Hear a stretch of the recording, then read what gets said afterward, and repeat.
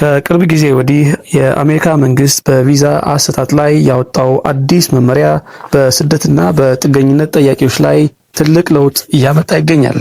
እንደ ዋሽንግተን ፖስት ዘገባ ከሆነ የዶናልድ ትራምፕ አስተዳደርና የውጭ ጉዳይ ሚኒስትሩ ማርኮ ሩቢዮ ያወጡት አዲስ መመሪያ ማንኛውም ሰው የአሜሪካን የጉብኝትም ሆነ የትምህርት ቪዛ ለማግኘት በሚያመለክትበት ወቅት በቆንስላ ኦፊሰሮቹ ሁለት ወሳኝ ጥያቄዎች እንዲጠየቁ ያዛል።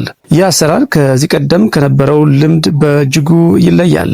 ቀደም ባሉት ጊዜያቶች የቆንስላ መኮንኖች ትኩረት የሚያደርጉት አመልካቹ ወደ ሀገር ለመመለስ ያለው ማህበራዊና ኢኮኖሚያዊ ትስስር ስትሮንግ የሆነ ታይ ላይ ብቻ ነበር። አመልካቹ በሀገሩ ስጋት ወይም ፍርሃት ስላለበት ጉዳይ በቪዛ ቃለ መጠይቅ ወቅት እንዲረጋገጥ አይገደድም ነበር። አዲሱ መመሪያ ግን ይህንን አሰራር በመቀየር አመልካቹ በሀገሩ ሰላም መሆኑንና ምንም አይነት ፍርሃት እንደሌለበት በግልጽ እንዲናገር ያስገድዳል። የመጀመሪያው ጥያቄ በሀገራችሁ ምን አይነት በደል ወይም ጉዳት ደርሶባችኋል የሚል ሲሆን፣ ሁለተኛው ደግሞ ወደ ሀገራችሁ ብትመለሱ በደል ወይም ጉዳት ይደርስብኛል ብላችሁ ትፈራላችሁ ወይ የሚል ነው። አዲሱ ሕግ እንደሚለው ከሆነ ቪዛው እንዲሰጣችሁ ለሁለቱም ጥያቄዎች አልፈራም ወይም ምንም ጉዳት አይደርስብኝም የሚል ምላሽ በቃል መስጠት ይኖርባችኋል። አንዱንም እንኳ አዎ እፈራለሁ ካላችሁ ቪዛው ወዲያውኑ ውድቅ ይደረጋል። ይህ እርምጃ በተለይ ለኢትዮጵያውያን ትልቅ እንድምታ አለው።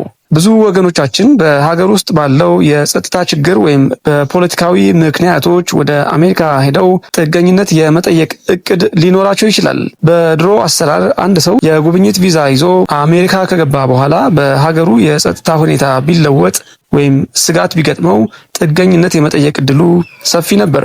አሁን ግን ቪዛውን ለማግኘት አልፈራም ብላችሁ ቃል ከገባችሁ በኋላ አሜሪካ ገብታችሁ እፈራለሁ በሚል ጥገኝነት ብትጠይቁ መንግስት ይህንን እንደ ማታለል ወይም የቪዛ ማጭበርበር ሊቆጥረው ይችላል።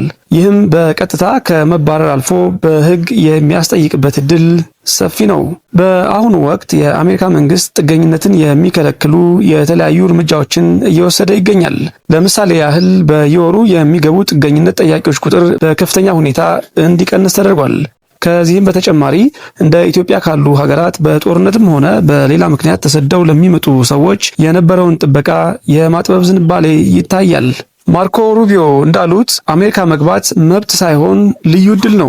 ስለዚህ ሕጉን ለማያከብሩ ሰዎች ቦታ የለንም የሚል አቋም ይዘዋል። ይህ ማለት አንድ ኢትዮጵያዊ ተማሪም ሆነ ጎብኚ ወደ አሜሪካ ኤምባሲ ሲሄድ የሚናገረው ቃል እጅግ ጥንቃቄ የሚፈልግ መሆኑን ያሳያል። እውነተኛ ስጋት ኖሮባችሁ እንኳ አልፈራም ካላችሁ በኋላ ላይ የመብት ጥያቄ ለማንሳት ይከብዳል። እፈራለሁ ካላችሁ ደግሞ ገና ከጅምሩ ቪዛው አይሰጣችሁም።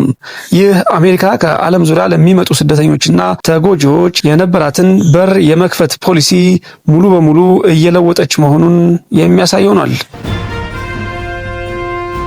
በአጠቃላይ ይህ አዲስ መመሪያ ዋና ዓላማው ሰዎች ቪዛን እንደ መሸሸጊያ እንዳይጠቀሙበት መከላከል ነው። ነገር ግን ይህ አሰራር በእውነትም እርዳታ ለሚፈልጉና በሀገራቸው ስጋት ላለባቸው ዜጎች ትልቅ እንቅፋት ሆኗል። በኢትዮጵያ ካለው ተለዋዋጭ ሁኔታ አንጻር ይህ ሕግ በብዙ ሺህ የሚቆጠሩ ኢትዮጵያውያንን የጉዞና የደህንነት ዕጣ ፈንታ ላይ ቀጥተኛ ተጽዕኖ ማሳረፉ አይቀሬ ነው። ውድ የሳሚ ዩቲዩብ ቻናል ተከታታዮች ለዛሬ ያዝንላችሁ መረጃ ይህንን ይመስል ነበር።